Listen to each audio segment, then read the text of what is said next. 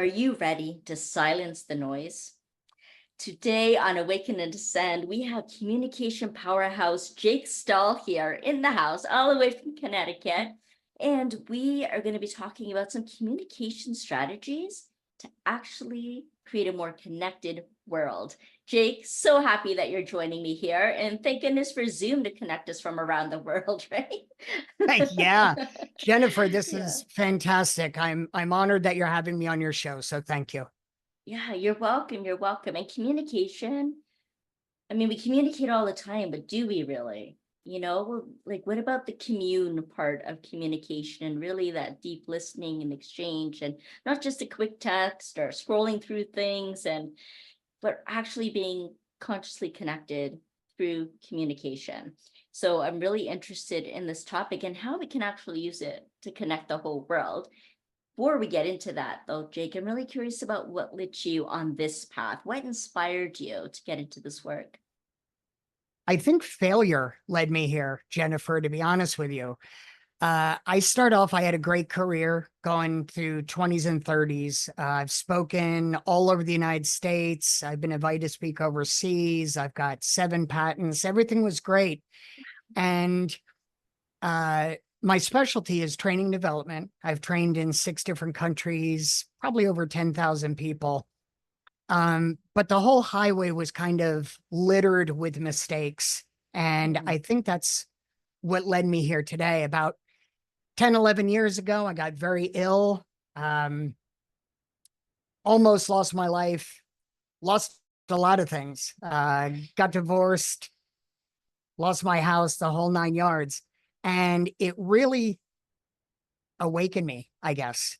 Mhm. And it said that, you haven't been focused on the right things. So really got focused on communicating what makes us tick, how we can open up those airwaves a little bit more, how we can be more united when we talk to each other. But there's nothing like darkness to let you see exactly where the light is.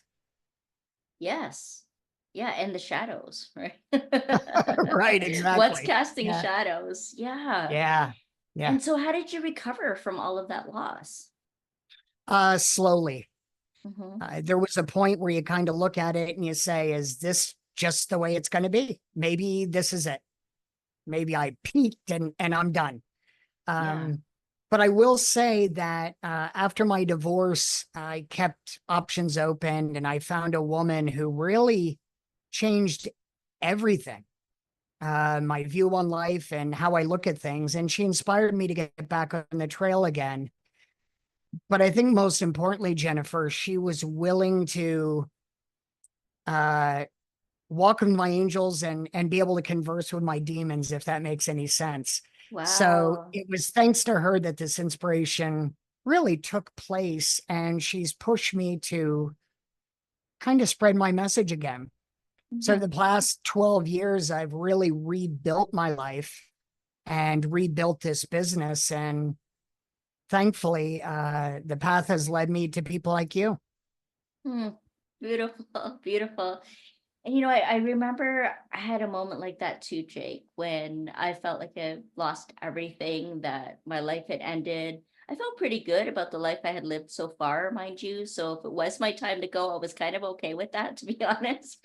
Yeah, right. Like you said, you left a trail, that you did help a lot of people and did a lot of different Yeah. things and experienced life. But I remember lying in bed, looking up at the ceiling and just feeling completely depleted, just completely out of alignment with any way that I had visioned my life and what was to come. And, bankruptcy, husband, pets, house, all of the things, my job, just my sanity, maybe, like, because I just didn't have that vision anymore. Yeah. Yep. I couldn't see it. But then there was like something, just like it was like a wake up call. It just jolted me up, helped me rise up, literally, and Yeah. saying, although everything felt like it was over, this wasn't the way it was meant to end. It just felt like there was something more. There's a reason that I was here. I just felt that awakening, that inspiration. And I believe that's inside every single one of us. There's always someone or something that will ignite that again. So to like never give up on that, Agreed. Yeah. Yeah, Yes. 100%. And you mentioned a message. So tell us about this message. Well, one of the things in what I call my prior life, one of the things I noticed was that we do a lot of preconditioned talk, Jennifer. And what I mean by that is somebody says, "Hi, how are you?" And our preconditioned talk back is, "Fine, thanks. How are you?" A loved one says, "I love you." Our preconditioned talk back is, "I love you too." Salesperson in a store says, "Can I help you find anything?" Your preconditioned response is, "No, thanks. Just looking." Right. So I was amazed when I really looked at it to see that the volume of preconditioned responses we have is just staggering. Mm. And so I got really curious. My degree's in psychology. I have certifications in neurolinguistic programming and I coach NLP. So I got looking at it a little bit further. And so I developed a communication style that looks at a perception. How are we perceived by the other person? And more importantly, how do we perceive them? Which defines both of our expectations. And then, am I doing anything to actively trigger a conditioned response with you? Because that breaks down the whole process. Think Oh, about it this way, Jennifer. When the last salesperson called you and they said, "Hi, Jennifer, how are you?" What happens is you think, A, it's a salesperson. And B, then all these preconditioned responses line up in a queue, right? Price is too high. Not right now. I've already got one. Maybe next quarter, right? All those responses line up and are ready to come out your mouth. So I thought to myself, what if we avoid that conditioning? Can we, in fact, get into a more productive conversation? And I found over the past 12 years by coaching individuals and companies that we can, in fact, do that. The hard part, Jennifer, is we've all practiced conditioning so long that we almost don't know how to get out of it. mhm. So a lot of what I teach people is how to get out of your own way when communicating. How to get out of your own way when you're communicating. That's brilliant. Thank you. Is that the I only thing appreciate that's that. in the way? Yeah, I don't know. We all have our own things in life that are affecting us. So I don't think it's the only thing that's in the way. But Mhm. just to give the listeners an idea of how strong conditioning is, go through this exercise with me. So think Okay. of the last time your phone rang Mhm. and you looked at the caller ID and you thought, "I just don't have time for this person." Everybody has that person. You can picture their face, you know their name right off the top of your head. But that's how strong conditioning is. It's involuntary reaction to a verbal or visual stimulus. Yeah. And if everybody listening takes a minute out of their day to think about how many things they say that they say almost unconsciously, it gets mind numbing. Yeah. It really does because we do it a lot. I teach this all the time. And I was just at an appointment the other day and the person says, "Oh, you're out next week." I said, "Yep, I'm on vacation." They said, "Have a great vacation." And before I knew it, I had said, "You too." Oh.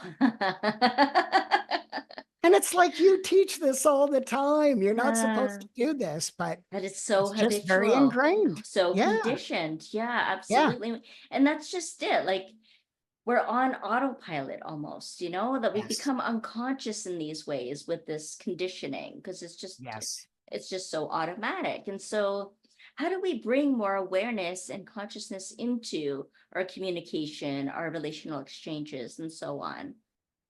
So that is, I kind of think, the $64,000 question, right? For those of us old enough to remember that game show, the $64,000 question. I think the answer to that, and at least what I have seen and what I have coached people to do and has helped them, is what we call active listening. Mhm. And the funny thing about listening, Jennifer, is we always hear from the time we're a kid, right? "Jake, you should listen in your class." And the teacher says, "Pay attention." And as you get older, people say, "You should listen better." But how many people actually say, Jennifer, here's how you do that? Mhm. This is a simple process you can do to actively listen. In my experience, my 30 years in the industry, I've never had anybody show me how to effectively do it. So I'm going to let you in on my secret. Okay. I established something called the 210 rule years ago, and this is going to answer your question. The 210 rule works on the basis that for every 10 minutes we talk, I generate about 2 minutes worth of questions in your head. So think about that. As a presenter, as a speaker, every Huh. 10 minutes you're talking, you're generating 2 minutes worth of questions. Hmm. So, Jennifer, what happens when you have a burning question in your head while somebody's talking? You get built up. You can't wait to ask it. Yeah. Yeah. And And you're either not listening anymore. correct, correct. Hmm. So it either dominates your thoughts so much that you can't focus on what's being said, Hmm. or you completely forget your question by the time they're done, Yeah. right? It's kind of the two extremes. So what I did was I reversed that. I said, so what if every 2 minutes I check in with that person? If every 2 minutes I just repeat something back that they said in a different way, or I say, oh, I get it, or I say, can I get clarification on what you just said? Any type of interaction in that 2 minutes. And then at the end of every 10 minutes, I say, let's summarize. So, Jennifer, an example is if you and I are talking, I may say, Jennifer, I've been blabbing for 10 minutes now. My guess is I lost you somewhere along the way. So, is there anything I said that was unclear? Any questions you might have? If I put police rat tape around little chunks of time during our conversation and I actively engage with you, I have to listen, Hmm. right? So, to answer your question, Jennifer, I think it's about active involvement in a conversation and Yeah. active listening Hmm. in order to just have a more fruitful time. Yeah. Yeah, absolutely. And to also, like you're saying, like all of these questions are in our head. Is we're only listening in that way. We're intellectualizing, thinking about, what's being said and what it's making us think about, and then there's Right. all these flashes and all these questions that can happen. And I find like, I feel when I'm actively listening or practicing deep listening, then I think rather than think, Oh, sink that's a into my great phrase. heart. I like that. There was a qigong instructor that used that phrase, and it just really stuck with me. He's like, "Don't think, just think." I like that. I like that a lot. Yeah. And and when I think of it now, it's like sinking into your heart space. Seeking, Yes. listening to understand, to really hear, to feel the energy behind the words. Because there's so much that is being communicated through that, not Yes. just the words, right? Yep. And so, yeah, like you say, we can be engaged in different ways, even in being able to express that. We can have like the verbal exchange, but then we can also, gesturally, like we're nodding or shaking our head, or there's a little giggle here and there, like there's this Yeah. aha moments, there's so much being expressed and felt and experienced, and it really deepens the communication with Yeah. everyone. But you also, I know when we were talking about setting up this podcast, that there is this idea of silencing the noise, right? And winning trust. So share a little bit about that. Like, how do we silence the noise, and what is winning the trust? What does that all mean? Yeah. And again, two great questions. Part of silencing the noise is being focused on what you're doing. Mm. And if you're doing the active listening, like we were just talking about, that does help to drown out the noise. But in this day and age, Jennifer, the whole I have a cell phone, I'm getting texted every 2 minutes. I think the thing we need to talk about is the law of reciprocation. So we Yes. all have this deep embedded desire to reciprocate when someone does something for us. And a great initial trust sign when you're working with somebody, and a great way to help silence the noise is put down the phone, close your computer, turn and face them so that your knees, feet, and body are facing them. So everything's pointing at them. And when you do that, it almost forces an environment of reciprocation. So because you're actively listening, I'm going to try and be clear, and I am going to actively listen when you speak. And reciprocation is really strong, right? Police use this all the time. They get a suspect in a room. They say to the suspect, can I get you coffee? Can I get you a soda? Suspect says, can I smoke? The police officer's like, yeah, smoke if you need to. But the whole hope is because I'm giving you this slack, when I need information, you're going to give it to me. So reciprocation is, I think, really deeply ingrained in all of us. So back to your question, part of silencing the noise is actively participating in silencing your own noise. I had a discussion with my kids not long ago. I have 4 kids. I had a discussion with one of them. We were on the phone, and while we're on the phone, he was talking with something in the background. And I'm like, listen, if you're on the phone with me, be on the phone with me. Don't talk to other people. Don't talk to your pet. Don't discuss a to-do list out loud. Let's be with me. So silencing the noise, I think, also comes with reminders that maybe we are getting distracted. Maybe getting distracted. Yeah. I hate to give universal truths, It's true. Well, you know, you're saying, do you get messages from email and on your phone and all these things, and it's not even verbal, right? Like we're just Yeah. so conditioned that way too. Like there's so many different messages that are coming out at the time, and that's pulling on our attention and calling on our attention. And yeah, I feel like we really need to make effort, like conscious effort to like you say, shut off the phone, shut off the computer, put it away, and really face each other, and be with each other. I mean, whatever happened to eye contact? Remember, eye contact was like the first thing I do remember. that I Yeah. learned about, I Yeah. think, when it came to listening, is make eye contact, unless culturally that's not acceptable, because there are some cases where it isn't, right? But Right. Yeah. you're still facing each other, just maybe head down or, heart to heart. There's different ways that we can connect physically, and then also emotionally, mentally, and even soulfully, right? Spiritually, speaking heart to heart.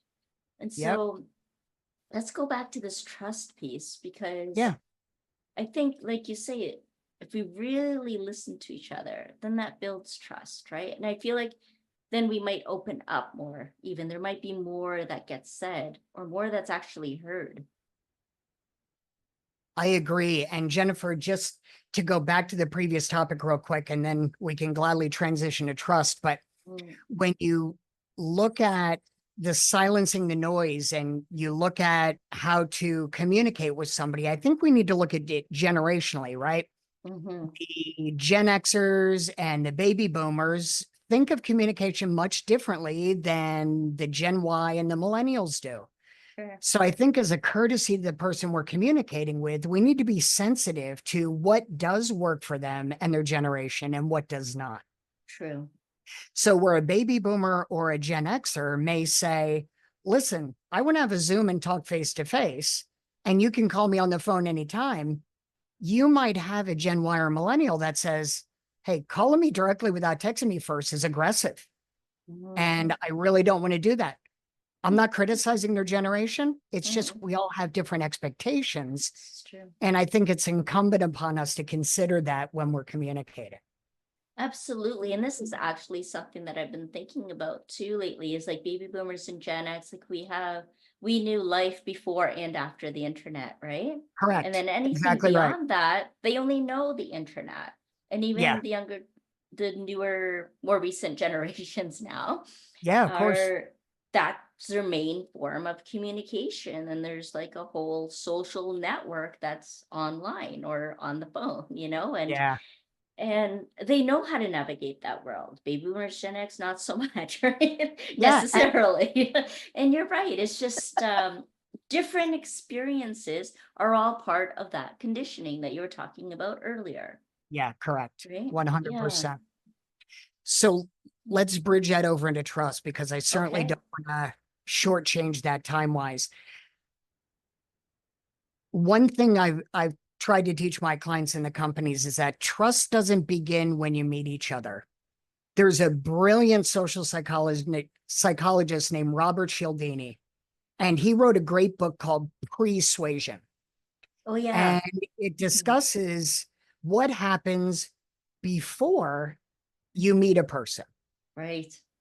And I think that's critical to building trust. So think about our picture that we use for Zoom or that we use on LinkedIn. That is persuading someone, Hmm. as is our about and as is our background history and recommendations that we have and previous accomplishments. All that is weighing into whether that person should trust you when you communicate. And one thing they have found is there's three things in a picture that can actually start to persuade someone that you're trustworthy. Care to guess what they are? Read things in a picture. Yeah. Yeah. Like, are they smiling or not? Where are they Smile is one. looking? Excellent Okay. job. Yep. Colors they're wearing. I don't know. The background. So smile was excellent. The other Okay. two are your posture, leaning forward a little bit, Mm-hmm. looking interested versus a backwards leaning. Mm-hmm. And the third part you may be surprised at. The third part is a tilt to the head. Ah, okay. So some scientists believe that the tilt to the head shows that you're exposing your jugular, meaning you trust them ahead of time, so they should trust you. Now, how true that is, I don't know if we'll ever really know, but the people that study this stuff and are more intelligent than I am have hypothesized that a tilt to the head dramatically adds to your trustworthiness in a photo. Wow. Yeah, it's amazing, right? And it doesn't have to be dramatic, but it's just Mm-hmm. that just subtle enough that it can be recognized. So, in my opinion, trust begins well before you talk for the first time. Yeah. Huh. And then some key components to building that trust are, in my opinion, a silence factor for you in the beginning. So, how willing are you to give them rope to speak about themselves and their accomplishments or their stressors? How long are you willing to give them in an effort to build that trusting relationship? Because what's our favorite topic to talk about? Ourselves, right? It's everybody's favorite topic, and there's no shame in that. Mm-hmm. But what scientists have found, Jennifer, is the more you get to talk about yourself with someone, the more neurotransmitters are released. It's kind of akin to eating chocolate. You get that little boost, that little happy feeling, and being able to talk about yourself is no different. But here's where the magic happens.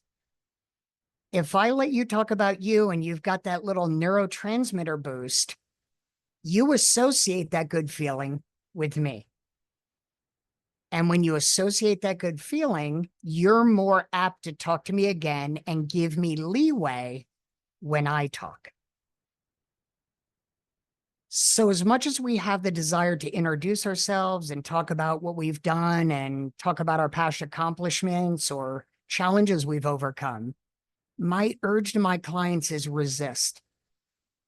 Give that other person 2 or 3 minutes before you chime in, and it will add dramatically to the trust factor.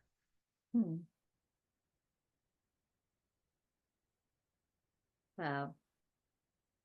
I love that. 2 minutes. Let's see if we can listen and be interested for 2 minutes in the beginning. And that builds the trust. Yeah, that's Yep. beautiful. That's I heard beautiful. somebody say not long ago, you should strive to be interesting by being interested. And I Yeah. think that that encapsulates it pretty well. Yeah, yeah, I think so. I think so. What if people do want to hear more about your accomplishments, Jake, and want to be able to connect with you? What are you all about? What are you all about? Yeah, anybody can connect with me on LinkedIn. I will be open and honest with you. There's about 100 Jake Stahls on LinkedIn. Apparently, Wow. the name's pretty popular. So I'm the one that looks like this and discusses being a fractional CLO and an NLP practitioner. If they want Yeah. to find my website, it is jakestahlconsulting.com. And I do individual consulting as well as company consulting on things like sales, training, onboarding. And with a lot of CEOs I work with, sometimes it's just how to get out of your own way. Hmm. Yeah. Yeah, perfect. All right. Well, we're going to have the links for you all to be able to explore, connect with Jake, dive deeper into it, and how to connect with him as well, all in the show description there. And of course, you always have my information down there as well as some free guides. So, Jake, there's so much that you shared, and I love your energy and just, really engaging with us, with me and the audience as well. And I just wonder if there's anything else that you would like to share today. I think the only thing that I would love to wrap up with, Jennifer, is when thinking about communicating effectively, remember that communication is the world's oldest skill. Hmm. And if we need evidence of that, all we need to do is look at cave drawings. Those Hmm. people wanted to communicate to other people their story, and they wanted a primitive photo album to be able to remember their own story. Hmm. So if communication's the oldest skill, then I think it's incumbent upon us to remember that everybody also wants to be seen and heard and acknowledged. And if we can do that, I think the avenues to communicating can just burst wide open. Yeah, absolutely. Absolutely. And one of my favorite things to do actually is to explore caves. And I love finding those cave drawings, like some of the Nice. ancient caves, that still have that on there.